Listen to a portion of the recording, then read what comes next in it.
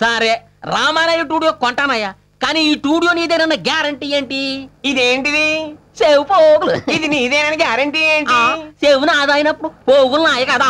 రామానాయుడు నా పేరైనప్పుడు స్టూడియో నాది కాదా? పదా స్టూడియో చూసుకుందాం పదా. ఏ పైసలు లేక చూడదేనా బాయ్? ఇదేంటి నీ స్టూడియో లేకెళ్తా నువ్వు అంతం కదా బాబు, జీతం నేను 100 తక్కువ ఇచ్చాను. చూసే అంత ఓపెన్ ప్లేస్, ఇది కూడా డబ్బింగ్ థియేటర్, అదేమో ల్యాబ్, అవతల ఫ్లోర్ అన్నమాట. ఈ ఖాళీ ప్లేస్ లో ఎంతగా కొబ్బరి తోటలు వేసుకోవచ్చు, ఆ గంగ బండల తోట వేసుకోవచ్చు, లేకపోతే షాపింగ్ కాంప్లెక్స్ కట్టేసుకోవచ్చు. ఉంది కానీ లేకపోతే వదిలే. అది వాడు చూడు, ఎవరు ఈ స్టూడియో వాళ్ళకమ్మని వారం నుంచి తెగ ప్రాణాలు తీసేస్తున్నారయ్యా. అమ్మో ఏమైనా సరే ఈ స్టూడియో నేనే కొంటాను. కొనేసుకో మరి. ఇదిగో డబ్బులు 10,000 తీసుకో. ఇదిగో స్టూడియో నువ్వే కొన్నాను వాళ్ళతో చెప్పు, నేను చెప్తే ఫీల్ అవుతారు. అలాగే ఈ హడావిలో పడి జాగింగ్ చేయడం మర్చిపోయాను. అది చేసుకోండి. ఇదిగో పరిగెట్టుకు వచ్చినా ఏ లాభం లేదు. ఏంటి ఈ స్టూడియో నేను కొనేసాను. ఈ స్టూడియో నువ్వు కొనేసావా? ఏ ఊర్రా నీది? దోవండా. దూతాను గాని మీ ఊరు పేరు చెప్పరా. మీ ఊరేంటి? దోవండా. దూతాను గాని ఊరు పేరేట? దోవండా అని ఉండరా, నేను అడుగుతాను. ఇప్పుడు చెప్పండి మీది ఏ ఊరు? దోవండా. దువ్వేవు కదా, అది కాదురా. నీది ఏ ఊరు? అది దొవ్వండి. ఏ ఊరు? ఎవరనిది?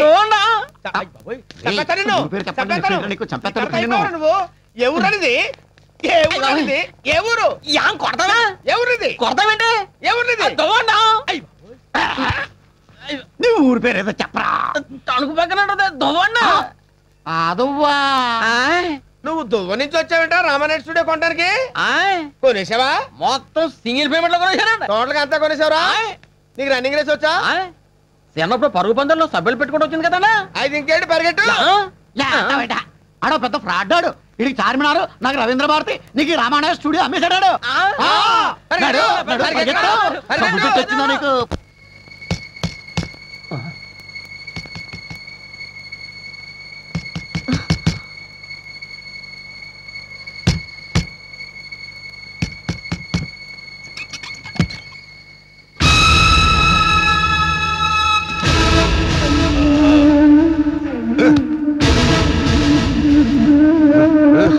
ఏ గంగా, ఏ గంగా,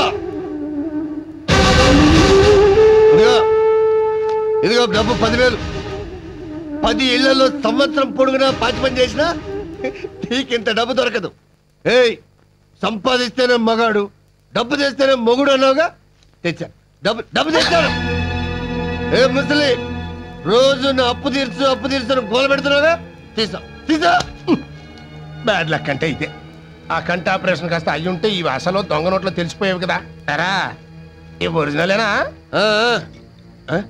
హలో గోవిందరావు గారు, నమస్తే సార్. ఏంట్లో బిస్తుపోయారు? చెయ్యత్రం మోతనం కాదు, సంపాదించడం నేర్చుకొని క్లాస్ స్పీకర్గా. అందుకే తెచ్చాను. ఇదిగా ఈ డబ్బు తీసుకుని వీళ్ళందరినీ తీసుకొని గుడికి వెళ్ళిపోండి. సారీ, ఇది తీసుకొని వెళ్ళండి. మళ్ళీ సారీ, రాత్రిపూట గుడి ఉన్నదిగా, ఓ పని చేయండి, సెకండ్ షో సినిమా తీసుకెళ్ళిపోండి. తెల్లారి దగ్గర రావద్దు. ఎందుకు తెలుసా? నాకు మూడు వచ్చేసింది. మొగుడుగా దాని మీద హక్కు వచ్చింది. హక్కు ఏంటో చూస్తున్నావు? తీసుకెళ్ళు.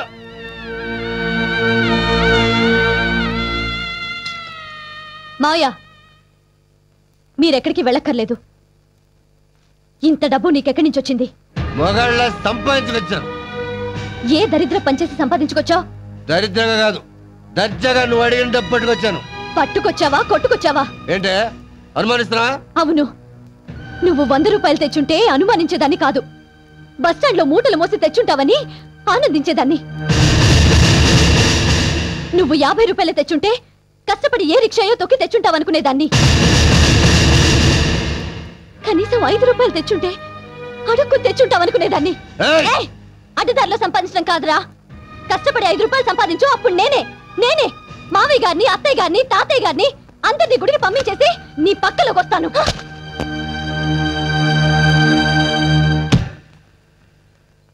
నాన్నా, ఏంటి నాన్నా, రాత్రి జరిగింది తలుచుకుని బాధపడుతున్నావా? నా గురించి కాదమ్మా, నా బాధ అంతా గంగ గురించి. మీరందరూ ఉండగా నాకేం బాధ మావయ్య?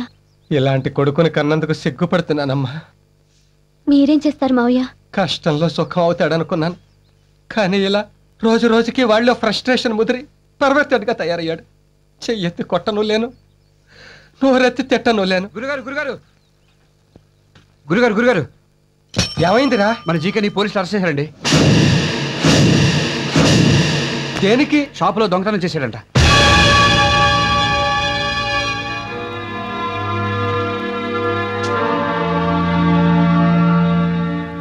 ఏమండి? అలవాటు లేని పని కదా, పట్టుబడ్డాడు. రెండోసారి దొరకళ్లే భాగ్యం.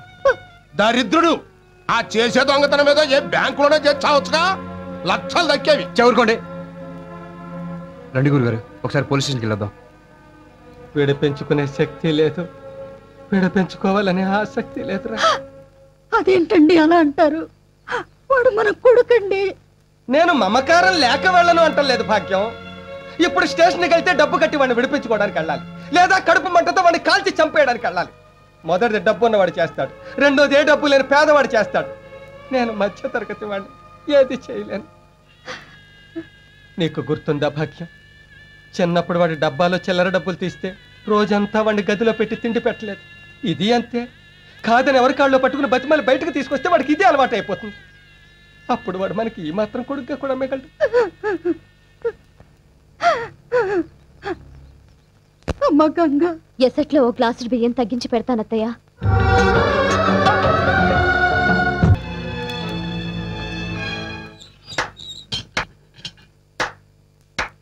ప్రియమైన, నాకు పరమ అసహ్యమైన కన్న తండ్రికి స్వాగతం, సుస్వాగతం.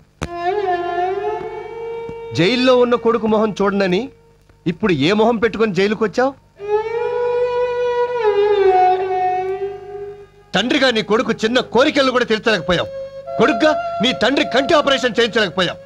పెళ్ళానికి 2 పూట్ల తిండి సరిగ్గా పెట్టించలేకపోయావు. చిన్నదాన్ని చదువు మనిపించావు, రెండోదాన్ని గాలికి వదిలేసావు, పెద్దదాన్ని విధవరాలు చేశావు. నువ్వు తండ్రివి కాదు, కొడుకు కాదు, అసలు నువ్వు మనిషివే కాదు. కొడుకు తిరగబడి మాట్లాడుతున్నా ఒక్క మాట కూడా మాట్లాడలే. నువ్వు అమ్మ కడుపులో ఉండగానే తిరగబడ్డావురా. అప్పుడు అది కోలుకోవడానికి 2 ఏళ్లు పట్టింది. మళ్ళీ ఇన్నేళ్లకి ఇప్పుడు నామే తిరగపడ్డావు. ఇంకా నేనేం కోలుకుంటాను రా. ఏమిటండి దారుణం? దీర్ఘ సుమంగళి భవాని దీవించవలసిన చేతులతో దాన్ని పసుపు కుంకాలకి దూరం చేశారు. రేపదొచ్చి నాన్న నా భర్త ఏడి అని అడిగితే ఏ సమాధానం చెప్తారండి? ఏ సమాధానం చెప్తారండి? అమ్మా,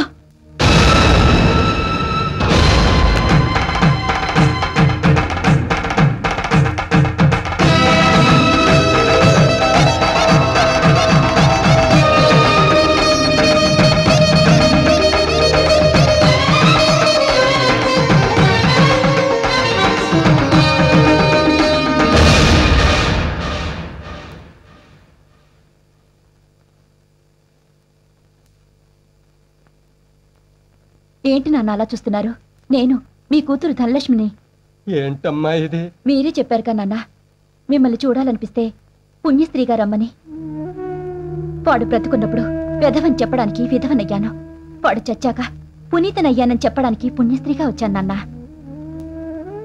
నాన్న, యాక్సిడెంట్లుగా నీచుని నా మొగుడిని చేసి తప్పు చేశారు. ఇప్పుడు యాక్సిడెంట్ చేసి ఎంతో మంది ఆడవాళ్ల ఉసురు పోసుకున్నవాడి ఊపిరి తీసి నాకు, నాలాంటి మరెందరికో ఊపిరి పోసి తండ్రిగా మీ బాధ్యత తీర్చుకున్నారు నాన్న. మీరు చేసిన ఈ మంచి పనికి జీవితాంతం రుణపడి ఉంటాను. నా గురించి మీరు ఇంకేం బెంగపడకండి. మీ దగ్గరకు వస్తానని భయపడకండి. నాకు చదువు చెప్పారు, సంస్కారం నేర్పారు. ఇక మీ మీద ఆధారపడను. నా నుంచి ఇక మీకు ఉత్తరాలు రావు, మనీ ఆర్డర్లే వస్తాయి. వస్తానమ్మా, వస్తాను గాయత్రి. దీంతో కలిపి మొత్తం 56. ఎత్తాలేవయ్యా, మంచి పార్టీ లాగానే హైటెక్ సిటీ అమ్మేసి. హైటెక్ సిటీ అమ్మేస్తున్నారా? ఎంత? How much? Tell me. Shop. ఎవరు బాబు నువ్వు? My name is Swathi Muthyam. Face చూడగానే తెలిసిపోతుంది. యా. ఎవరు బాబు ఉంది? పెద్దాపురం. బిజినెస్ పని మీద వచ్చావా?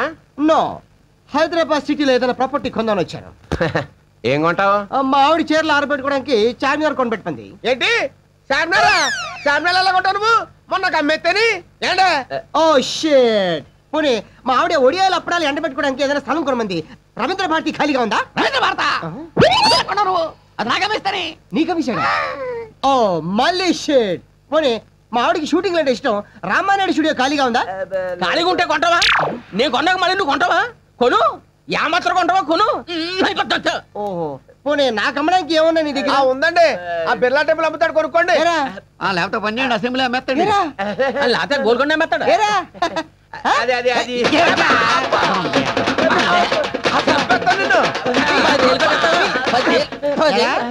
వీళ్ళు ఎర్రి పప్పలా చేసేసి హైదరాబాద్ పాటల కింద అమ్మేస్తావా?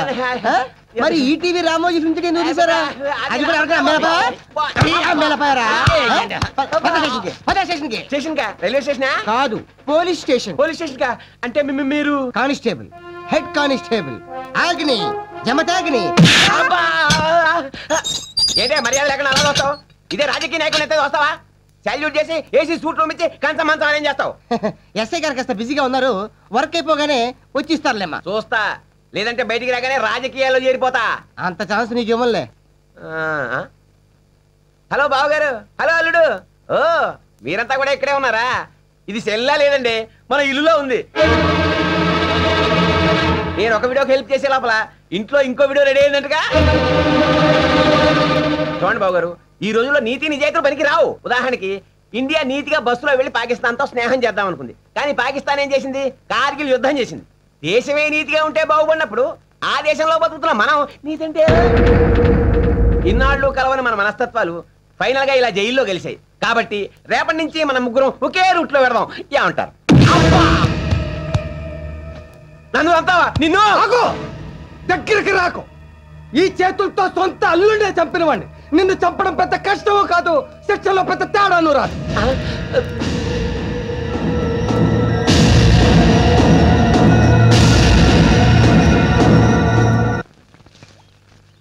రే పట్టాబే పాప మా గోవిందరావు గారి కుటుంబం గురించి ఆలోచిస్తా ఉంటే బాధ అనిపిస్తుందిరా. అవును కానీ మనం ఏం చేయగలం? చేయగలరు. దమ్మద్దా అమ్మా అమ్మాయి గారు 2 లీటరా. ఏంటండి డబ్బులు ఏమైనా కావాలా? కాదు నేను మీతో మాట్లాడడానికి వచ్చాను. చెప్పండి. మీరు నన్ను పెళ్లి చేసుకుంటారా? ఏంటి మీరు మాట్లాడేది? ఏ దిక్కు లేని మా ఇంటికి మగ దిక్కు కావాలి. అది మీరే కావాలని మీ దగ్గరకు వచ్చాను. చెప్పండి నన్ను పెళ్లి చేసుకుంటారా? వద్దమ్మా మా వాడేదో నీ మీద మనసు పడ్డాడని తెలిసి మేమంతా కేకలేసాం. అవునమ్మా మీతో మాకు సంబంధం ఏంటి? మీరు క్లాస్ వాళ్ళు మేము లేబర్ వాళ్ళం. అవును మేం క్లాస్ వాళ్ళమే. మిడిల్ క్లాస్ వాళ్ళం. లోయర్ క్లాస్ వాళ్ళలాగా కష్టాల్ని ఇష్టపడని వాళ్ళం. అప్పర్ క్లాస్ వాళ్ళలాగా బతకాలని అత్యాశకి పోయి అప్పుల పాలయ్యే వాళ్ళం. మేం మధ్యతరగతి మనుషులం కాదు, మిధ్య తరగతి మనుషులం. మా ఇంట్లో వాళ్ళు రోడ్డు మీద పడకముందే నన్ను మీ కోడల్ని చేసుకోండి మావయ్య. అది కాదమ్మా. మీరింకేం చెప్పొద్దు. నేను బాగా ఆలోచించే ఈ నిర్ణయం తీసుకున్నాను. అయితే ఒక కండిషన్. నేను పెళ్లి చేసుకున్నా కూడా నువ్వు ఉద్యోగం చేయాలి. నీ జీతం నా జీతం మొత్తం మీ కుటుంబానికి ఖర్చు పెట్టాలి. నాది ఒక కండిషన్ అమ్మా. మీ ఇద్దరు పెళ్లి మీ నాన్నగారు జైలు నుంచి వచ్చాకే జరగాలి. ఆ పెళ్లికయ్యే ఖర్చు అంతా మేమే భరించాలి. నాకింత మంచి అత్తవారిలు దొరుకుతున్నందుకు చాలా ఆనందంగా ఉంది. Thank you very much. అత్తయ్య మావయ్య వచ్చేసారు.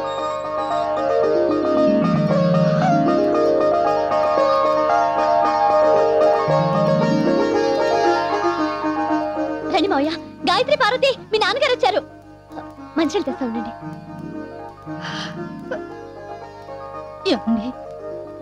ఎలా ఉన్నారండి? బతికే ఉన్నాను భాగ్యం. ఏంటే గోళ? నాన్న వచ్చారు తాత. తీసుకోండి మావయ్య.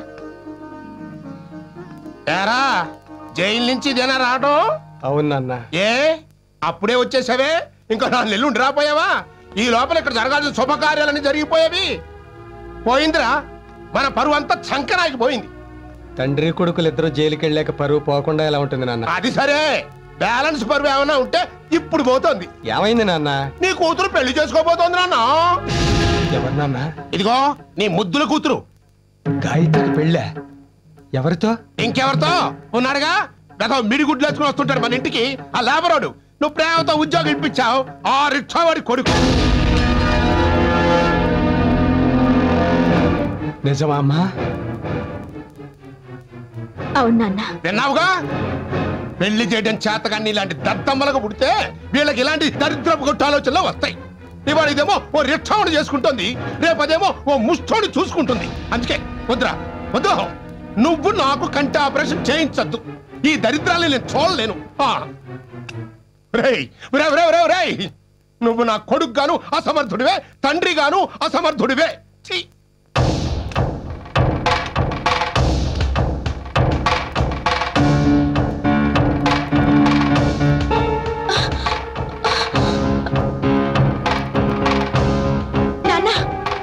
ఎక్కడికి నాన్న? బయటికి వెళ్ళేటప్పుడు ఎక్కడికైనా అడగకూడదు. మీరేం చెప్పొద్దు. 3 లక్షలు ఒక్కసారి ఇస్తేనే ఇల్లు ఇస్తా. పోనీ ఇచ్చిన తర్వాతే రిజిస్టర్ చేద్దరు గాని ఒక్క నెల గడువు ఇప్పించండి. అలా కుదరదయ్యా. అవతల ఇంకో పార్టీ క్యాష్ పట్టు కూర్చున్నారు. ఏదో మీరు అడిగారు కదా అనేసి అడ్వాన్స్ తీసుకోకుండా ఆగా. మీకు కావాలంటే రేపు ఉదయం కల్లా 3 లక్షలు తీసుకొచ్చి ఇస్తేనే ఇల్లు మీకు దక్కుతుంది, లేకపోతే ఇల్లు దక్కదు. ఇక మీ ఇష్టం. రండి గురుగారు రండి. ఏదో పనిలో ఉన్నట్టున్నారు. ఏం లేదండి, ఆ వీరాస్వామి ఇల్లు 3 లక్షలు బేరం కుదుర్చుకున్నాం. మా డిబ్బీలో 2 లక్షలే ఉన్నాయి. ఈ ఇల్లు అమ్మితే ఓ 70,000 వస్తుంది. మిగతా 30,000 గురించి ఓ నెలాగమంటే కుదరదంటున్నాడు. నేను మీకు ఎంత ఇవ్వాలి? ఇప్పుడు ఆ విషయం ఎందుకులేండి. లేదురా, మీ దగ్గర తీసుకున్న 30,000 నేను ఇచ్చేస్తా. మాకు ఇల్లు అంత అర్జెంటుగా కొనాలని ఏం లేదండి. కాకపోతే ఆ ఇల్లు బాగుందని కొంచెం ఆశపడ్డాం. మీలాంటి మంచి మనుషులకు మంచి ఇల్లే దొరుకుతుందిరా. మా ఇల్లు మీకు ఎలా ఉంటుంది? మీ ఇల్లా? అవునరా, పెద్ద ఇల్లు, 2 బెడ్రూములు, చిన్న కారిడారు, బోల్డంత దొడ్డిరా. పైగా వాస్తు మంచిది కాబట్టి ఎన్ని కష్టాలు వచ్చినా నా గుండె ఆగిపోలేదు. ఏంటండి మీరు అనేది? నేను మీతో పెళ్లి విషయం మాట్లాడదామని వచ్చాను, కానీ ఇక్కడికి వచ్చాక ఇల్లు విషయం మాట్లాడాలనిపిస్తోంది.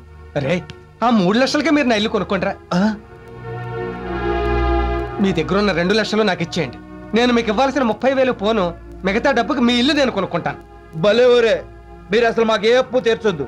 రే, నువ్వు జాలిపడి దానం చేసిన మిగతా అప్పులు వాళ్ళు ఊరుకోర్రా. మీరేం చెప్పినా మేము ఒప్పుకోండి. మీరు అమ్ముకోవడం ఏంటి, మేము కొనుక్కోవడం ఏంటి? ఇల్లు అమ్మేసి నేనేం చెడిపోవట్లేదమ్మా, ఇంకో ఇల్లు కొనుక్కుని నేను బాగుపడుతున్నాను. ఊరుకోండి గురుగారు, ఇది ఏంటి? 4 ఇటుకలు 4 కర్రలతో వేస్తాను. నా స్థాయికి ఇదే కరెక్ట్ రా. ఈ ఇల్లు చాలా చిన్నదై గోరు, అందుకే కావాలంటున్నాను రా. ఇల్లు ఎంత చిన్నదైతే అంత చిన్నవవుతాయిరా. మా కోరికలు ఖర్చులు ఇలాంటి ఇంట్లో ఉంటే చుట్టాలు రారు, కరెంటు ఖర్చు ఇంటి పన్ను తక్కువైపోతుంది. నా ఇల్లు మీకు అమ్మి మీ ఇల్లు నేను కొనుక్కోవడంలో ఇంకో స్వార్థం కూడా ఉందిరా. నువ్వు నా ఇల్లు కొంటే నాకంటే నువ్వు ఉన్నోడివి గొప్పోడివి అవుతావురా. అప్పుడు నా కూతురు నీకు ఇచ్చి పెళ్లి చేస్తే గొప్ప సంబంధం తెచ్చానని నన్ను అందరూ మెచ్చుకుంటారా.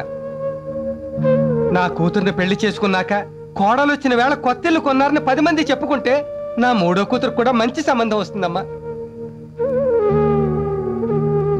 ఎంతకాలం ఏది కావాలన్నా అడగకుండానే ఇచ్చారు, ఇప్పుడు అడుగుతున్నాను. ఆ 2 లక్షలు ఈ ఇల్లు నాకిస్తే నా అప్పులు అవసరాలు తీరి నా కష్టాలన్నీ గట్టెక్కుతాయి. దయచేసి కాదనకు దేవుడు.